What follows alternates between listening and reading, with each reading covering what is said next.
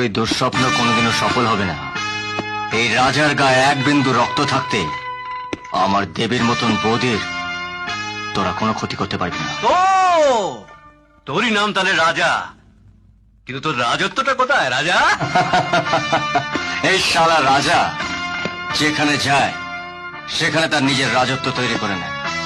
তার আগে বল যে তুই তো ওরে চামচেদের দিয়ে সুমনের পাটাকে কেন ভেঙেছিস? হ্যাঁ, বিভাস চৌধুরী তার কাজের কৈফিয়ত কাউকে দেয় না। তুই যখন সাহস করে আমার ডেরায় এসে পড়েছিস তখন সুমনের পাশের বেডটাই তোকে যেতে হবে। কিন্তু বেডটা তো আমি তোর নামে বুক করে এসেছি। হ্যাঁ,